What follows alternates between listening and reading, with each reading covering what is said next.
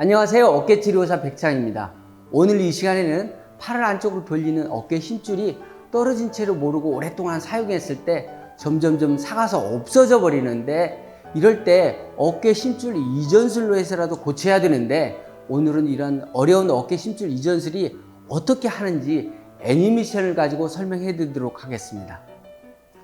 팔을 안쪽으로 돌리는 힘줄이 떨어진 지가 너무 오래돼서 잡아다니도 원래 위치로 오지 않을 정도로 깊숙이 안으로 말려 들어가 있고, 또 잡아다니면 끌려오지는 않고 뚝뚝 떨어지면서 찢어지게 되면 더 이상 그 힘줄을 써먹을 수가 없겠죠.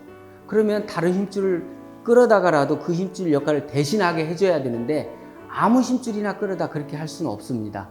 적어도 원래의 힘줄과 비슷한 위치에 있어야 되고, 그리고 원래의 힘줄과 비슷한 방향으로 잡아당기는 역할을 해야만이 그 힘줄로 대신 역할을 할 수가 있겠습니다. 직접 수술 장면을 보여드리기는 어려울 것 같아서 이렇게 애니메이션으로 대신하도록 하겠습니다. 힘줄 이전술은 다른 데서 힘줄을 떼서 또 원래 위치로 옮겨와야 하기 때문에 관절 내시경으로 하기는 사실 시간도 많이 걸리고 굉장히 어렵습니다.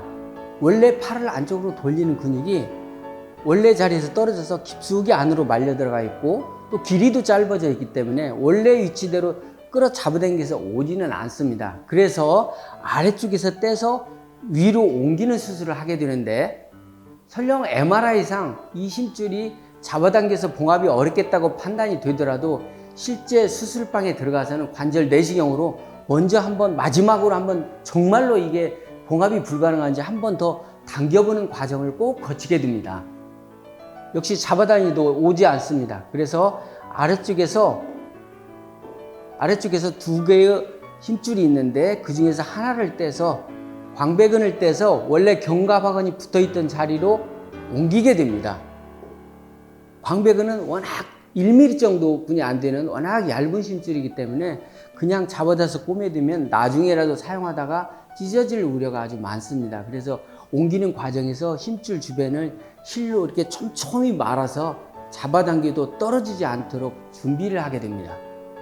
힘줄을 뼈에 붙이는 것은 실이 아니라 결국 혈액으로 붙이게 됩니다. 그래서 옮겨간 힘줄을 원래의 자리로 붙이기 위해서는 뼈 껍질을 이렇게 가볍게 상처를 내서 뼈 속에 있는 줄기세포라든가 이런 힐링에 도움이 되는 세포들이 흘러나오게 일부러 이렇게 뼈 표면을 갈아내게 됩니다.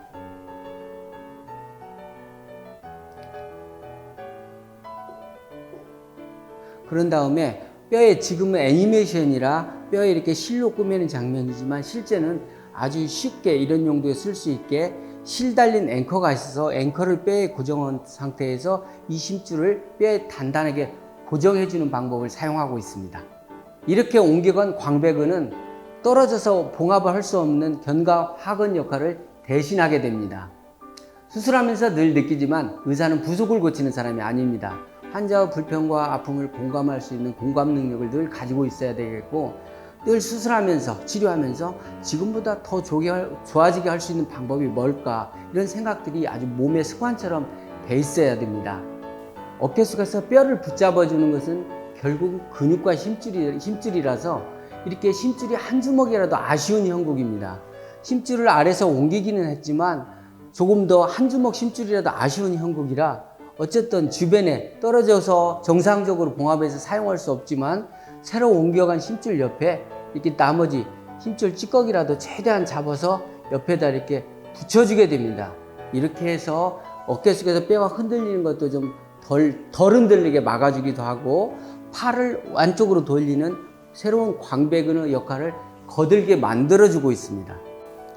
오늘은 애니메이션으로 어깨 힘줄 이전술 방법에 대해서 알아봤는데요.